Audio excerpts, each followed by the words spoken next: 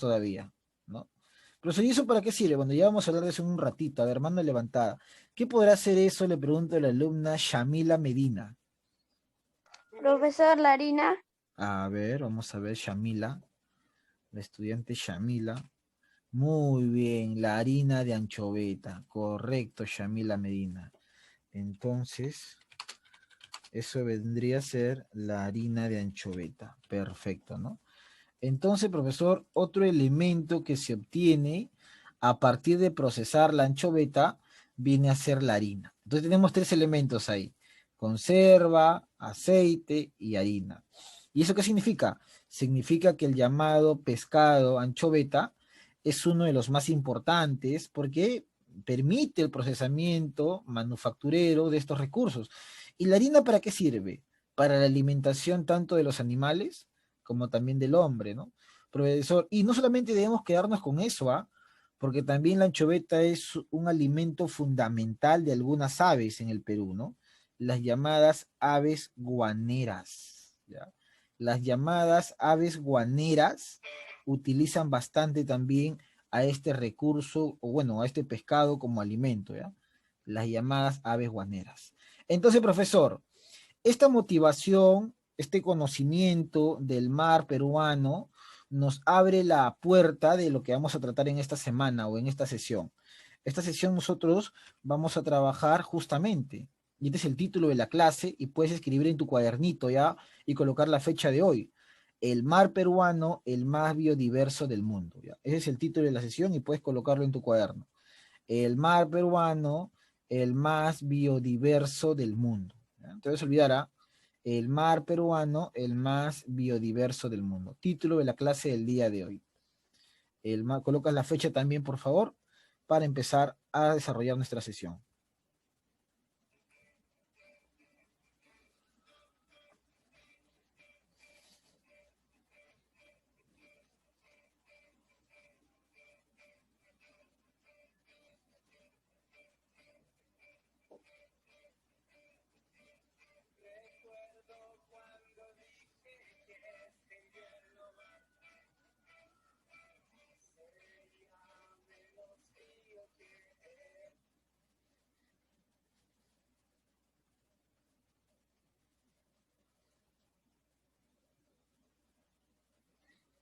Muy bien, después de colocar el título de esta sesión, vamos a pasar a lo siguiente. El mar peruano. Profe, hablar del mar peruano es sumamente importante para nosotros porque es el conocimiento de uno de los lugares, una de las áreas o una de las zonas más importantes para nuestro país, ¿no? Pregunta, a partir del mar peruano, ¿qué actividad económica se desarrolla? Mari Ramos, te escucho, Mari. La pesca. Muy bien, ¿no? Lo primero que se viene a la cabecita de un estudiante es la pesca, pues, ¿no? A partir, profesor, de el mar peruano se desarrolla el tema de la pesca. Pero no es la única actividad que se puede utilizar o se puede desarrollar con el del mar peruano. Tenemos otras actividades. Ahora vamos a darle el pase por acá, que no está con la manito levantada. A ver, Núñez Macedo, te escuchamos. También podría ser el turismo, profesor. Claro, ¿no? Otra actividad podría ser el turismo. ¿Por qué podría ser el turismo? Porque acá tenemos variedad de peces y a veces la gente que viene de otros países quiere ir a las playas y conocer o ponerse a bucear y así. Ya, muy bien. El turismo se puede dar, profesor, tomando en cuenta la biodiversidad de recursos, y no solamente recursos, sino del tema de las condiciones del mar, ¿no? No vamos a ver hoy día que no es lo mismo hablar del mar de la costa central y sur que hablar del mar de la costa norte, ¿no? Por eso vimos en las clases pasadas que Antonio Braca hablaba de un mar tropical, un mar cálido y un mar frío. Es cierto, el turismo. Pero no solamente es la pesca y el turismo, ¿ah? Sino que el mar además es una puerta abierta al comercio. Eso es importante, el comercio. Muchas de las cosas que hoy día utilizamos en nuestra vida cotidiana, muchas de esas cosas vienen por el mar. ¿O tú piensas que vienen acaso por los aviones? No, no todo, ¿ah? Vienen por el mar. Entonces, muchos recursos de Europa, de Asia, vienen por el mar y llegan directamente. A ver, hay un estudiante que está ingresando. Chicos, recuerden que la puntualidad es importante. Eso tienen que recordar siempre. La puntualidad es importante, siempre. A ver, aquí hay un estudiante. Ya está, aceptamos. Entonces, profesor, lo cierto es que el mar peruano es fundamental para el comercio también, ¿no? Para el comercio. ¿Por qué, profesor? Porque todos los recursos que uno desea de China, de Japón, de Rusia, de Europa, de Asia o de algún otro lugar, vienen por el mar. Y esos recursos van a parar directamente ¿dónde? A ver, ¿en qué lugar del Perú llegan esos recursos? O sea, vienen por el mar, pero en su mayoría llegan a qué lugar. A ver, levanten la manito. Shamila Medina. En los puertos, profesor. Muy bien, Shamila. Profesor, la gran cantidad de recursos que llegan procedentes de otros países terminan en los puertos, pues, profe. Correcto, Shamila, en los puertos. Uno de esos puertos y uno de los más importantes, por ejemplo, es el puerto del Callao, ¿no? Es uno de los más importantes. Entonces, por no decir el más importante a nivel comercial, ¿no?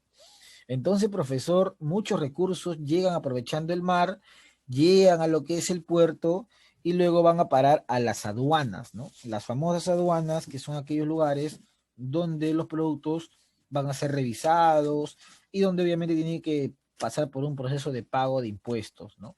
Entonces, y ahí ya la persona que ha solicitado, ¿no? El importador los va a recoger. Es todo un proceso. Entonces, el mar peruano funciona también para un tema de comercio, ¿no? Y como tenemos un gran mar peruano, es importante conocerlo, es importante saber cómo funciona, porque tú no puedes valorar algo que no conoces, ¿no? Esa es una lógica bien simple y sencilla. Tú no puedes querer, valorar o amar algo que no conoces, ¿no? O sea, es así. Por eso yo cuido mi casa, porque conoces tu casa, porque has vivido en tu casa. Por eso yo cuido a mi perrito, porque vives con él, lo quieres, lo valoras.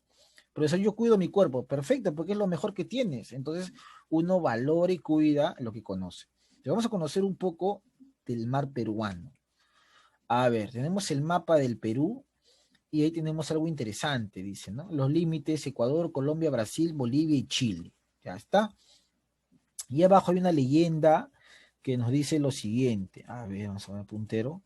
Perú, Mar de Grau, lo que es un azul bien, pero bien marcado, son las aguas interiores que están acá, ¿no? Cerca a las costas, ¿no? Cerca al litoral, ahí está. Y lo que es un ya celeste es las zonas de aguas territoriales, ¿no? Lo que realmente el Perú ha logrado y tenemos hasta la actualidad, ¿no? Y vamos a ver por qué razón, ahí está, ¿no? Y obviamente esta parte es la frontera, hasta ahí serían nuestros dominios, ¿ya? Para allá, ¿cómo se llama? Se llama alta mar, ¿no? Pasando esto ya estamos en alta mar. Bueno, hablar del mar peruano entonces significa lo siguiente. Ubicación, ¿no? Vamos a ubicar dónde está este mar peruano, en qué lugar. Bueno, acá tenemos lo siguiente, mira. El mar peruano forma parte del sur del Océano Pacífico. El Océano Pacífico es enorme, es el más grande de los 5 océanos que existen en la Tierra, ¿no? El más enorme. Y el mar peruano, o llamado también de otra forma, se encuentra en la zona sur de este océano, ¿no? En la zona sur. Recuerda que, por ejemplo, Oceanía también tiene acceso al mar o al Océano Pacífico. Pero para el caso de Oceanía, ellos no lo llaman mar peruano, pues. Ellos lo llaman, por ejemplo, el mar de coral, ¿no? Por la abundancia de ese recurso.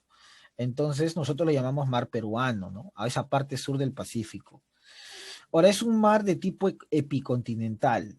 Profesor, ¿qué significa epicontinental? Significa que es un mar abierto, pues. O sea que pueden llegar muchos barcos y todo lo demás, ¿no? Pueden llegar y puede salir, es un mar abierto.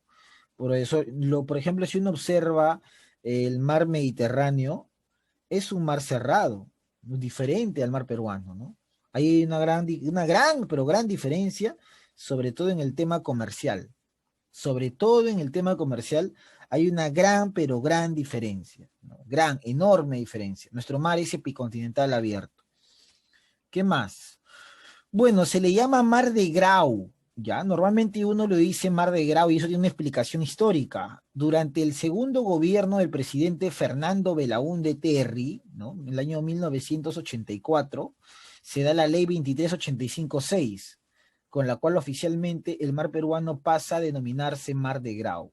Ahora, pregunta, ¿tú recuerdas en qué combate muere Miguel Grau Seminario? Mano levantada. Pregunta de historia de primaria. Eso enseñan en primaria, en cuarto grado. Lupita Paredes, te escucho. ¿En el combate de Angamos? Muy bien, Lupita Paredes, correcto, ¿ah? Muy bien, Lupita. Muy bien, ¿dónde está la alumna Lupita? Muy bien, Lupita, ahí está. Claro, Miguel Grau Seminario fallece lamentablemente en el combate de Angamos, ¿no? Y profesor, ¿y qué? ¿Porque murió le pusieron su nombre? No, sino por lo que hay detrás de esa muerte. Miguel Grau, en la época de la guerra, ya estaba jubilado de la Marina de Guerra del Perú. O sea, Miguel Grau ya no era más el gran marinero, ya no era más eso. Ya estaba retirado, jubilado. Entonces un alumno me dice, profe, y si Grau estaba jubilado, estaba retirado, como usted dice, ¿por qué fue la guerra? Es más, chicos, Miguel Grau ya estaba retirado, jubilado y era congresista, ¿no? Miguel Grau se encontraba en el Congreso y cuando empieza la guerra, Miguel Grau sale del retiro. Por eso que si tú algún día investigas un poquito más del tema, en el Congreso peruano tenemos el escaño de Miguel Grau. ¿Y qué es el escaño? El lugar que ocupaba Grau en el Congreso, ¿no? Su escaño. Y hasta el día de hoy se encuentra el escaño ahí. O sea, nadie más lo ha vuelto a ocupar. Entonces, es el valor, ¿no? De cómo un hombre que tranquilamente pudo haber escapado en época de guerra, como lo hizo, por ejemplo, el presidente Prado, pero Miguel Grau no escapó y enfrentó. Es por eso que el presidente Belaúnde, en el año 1984, por la ley 2385-6, lo llama, o va a llamar a nuestro mar peruano como el famoso Mar de Grau, ¿no? Así de sencillo, Mar de Grau, para recordar siempre el valor que va a emplear o desarrollar este almirante, ¿no? ¿Cómo se llamaba su barco? ¿Alguien recuerda?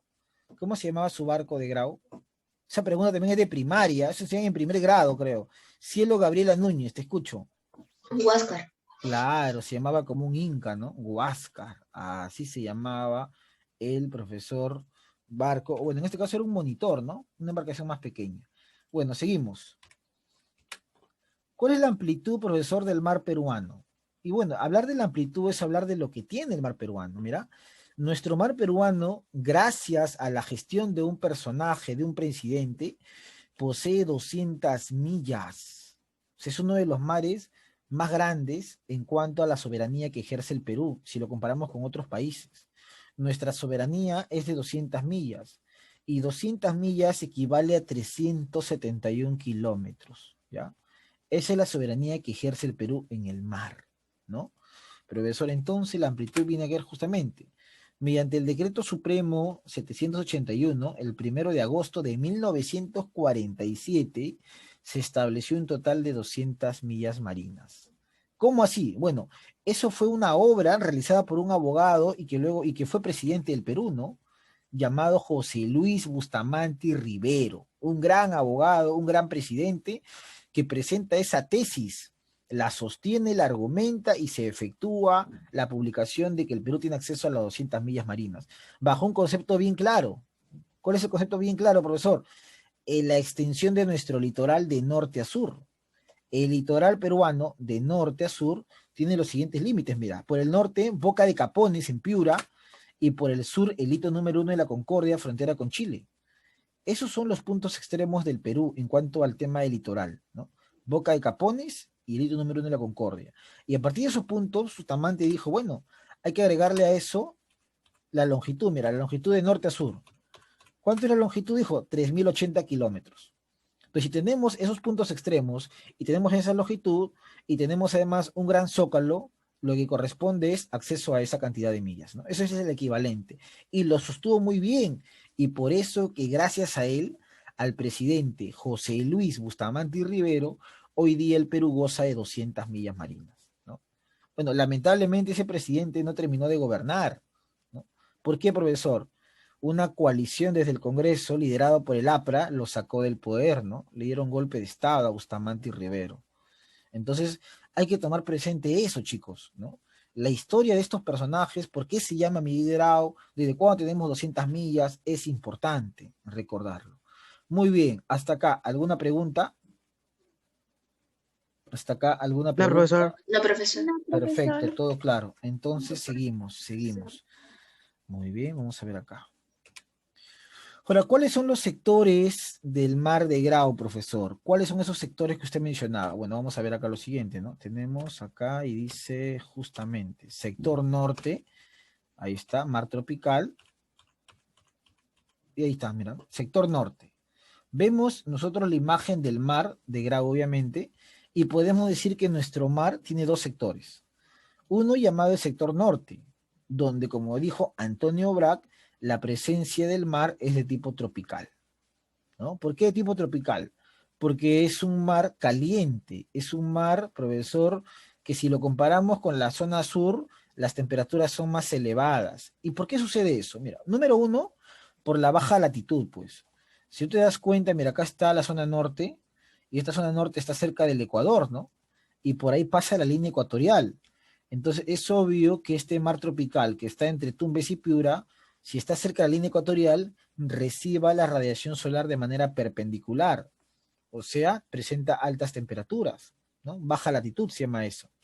Pero también por otra cosa, ¿no? Que tiene que ver con el fenómeno del Niño, que es la presencia de aguas cálidas. Entonces, en el norte, pues, si uno viaja a Tumbes y Piura y se quiere meter un chapuzón en la playa del norte, va a notar que hay otra coloración, otros peces y otro tipo de temperatura. Ahora, tener la temperatura cálida o caliente genera lo siguiente. Por ejemplo, cuando la temperatura es elevada, eso va a generar una, ¿qué, profesor? Una menor concentración de oxígeno. Temperaturas elevadas genera menor concentración de oxígeno. Genera además menor cantidad de nutrientes y las aguas son menos densas. Por lo tanto, teniendo este tipo de mar tropical, los recursos que se ven en la zona norte son completamente diferentes a lo que hay en la zona sur. Además, por el mismo hecho de que hay aguas cálidas, se genera una mayor evaporación, ¿no? Y por ende hay una mayor precipitación.